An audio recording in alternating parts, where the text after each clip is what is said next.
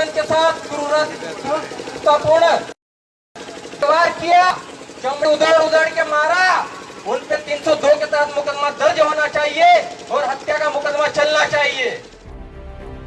14 सितंबर को आदिवासी युवक बिशन की पुलिस पिटाई से कथित मौत के बाद उसे न्याय दिलाने के लिए जयस का यह आंदोलन था।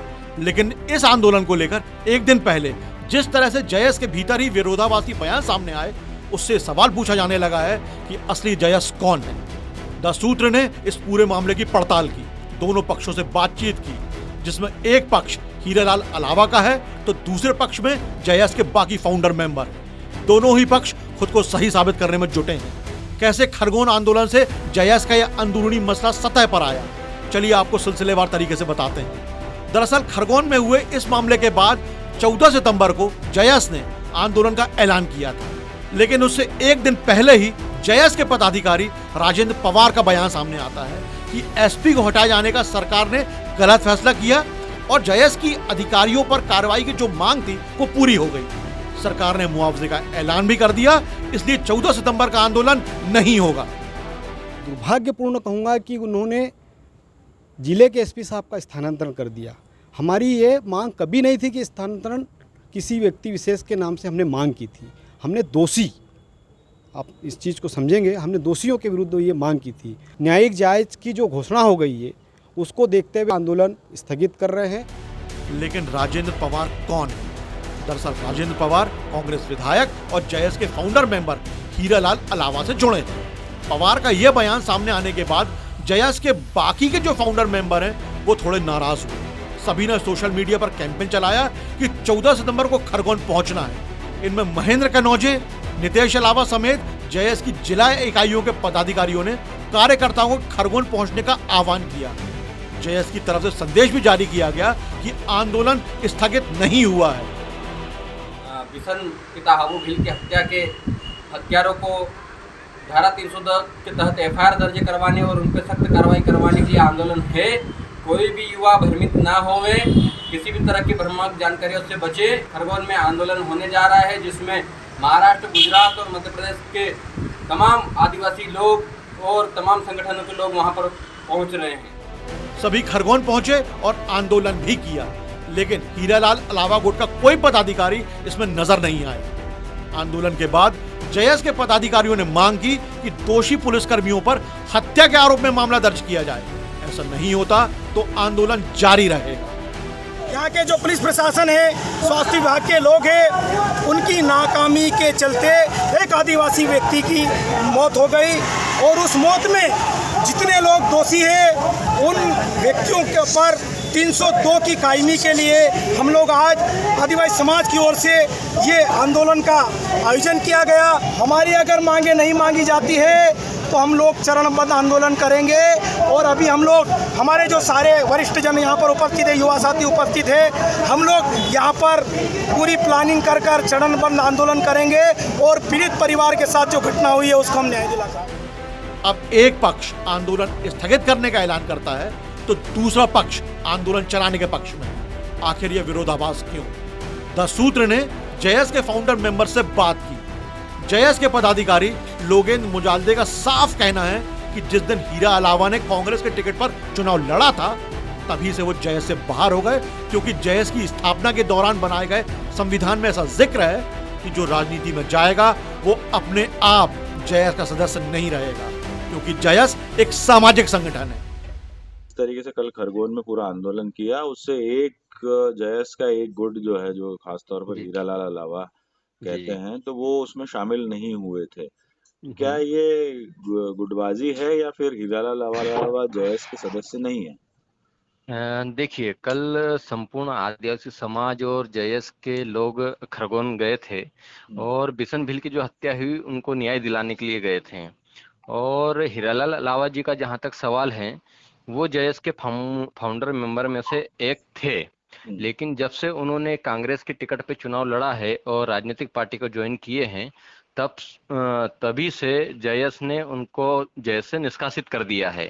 और हमारी जो जयस की गाइडलाइन है, गाइडलाइन के अनुसार जो व्यक्ति किसी राजनीतिक दल से में सदस्य बनेगा या मेंबरशिप लेगा या चुनाव लड़ेगा या चुनाव लड़ चुका होगा, वह कभी भी जयस का पदाधिकारी नहीं होगा। यह स्पष्ट रूप से जब हम 2013 में जयस का गठन किए थे तब बना दिए थे। गुटबाजी तो नहीं है, जो लोग राजनीति कर रहे थे वो लोग नहीं आए और जिनको समाज का दर्द था वो खरगोन पहुंचे हैं।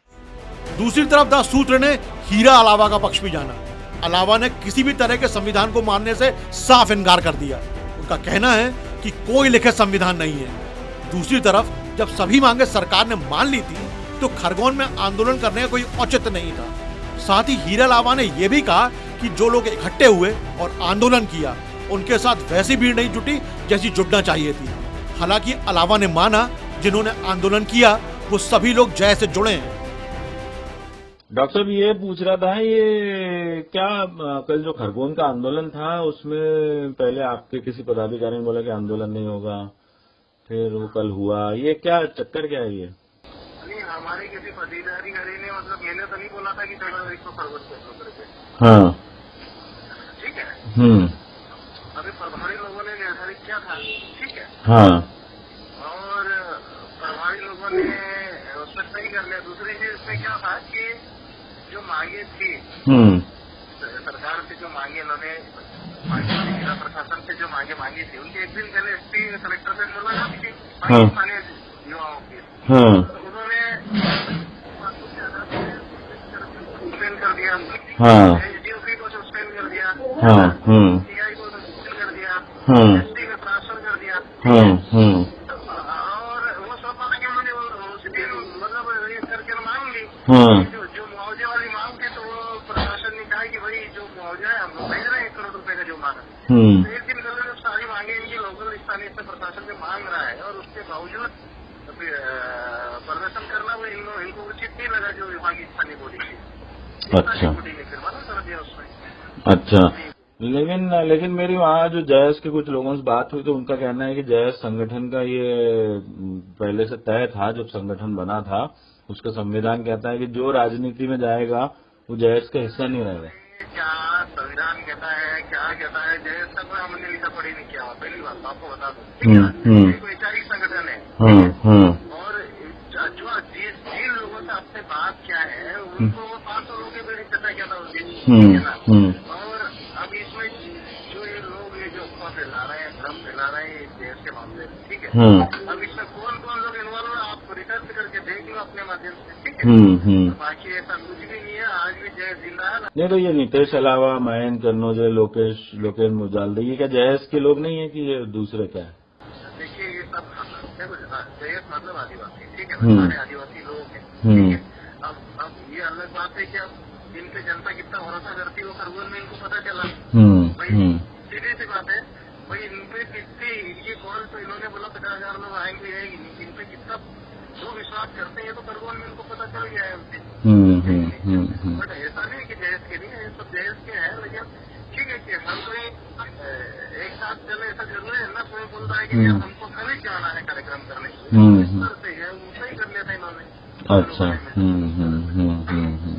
बाकी तो देखो, बाकी हम लोग अक्टूबर में कार्यक्रम हो रहा है, ठीक है ना भाई। अच्छा। हाँ। 25 अक्टूबर से 25 अक्टूबर क्या हुआ तो उसमें और सब चीजें क्लियर हो जाएगी मुझे सब।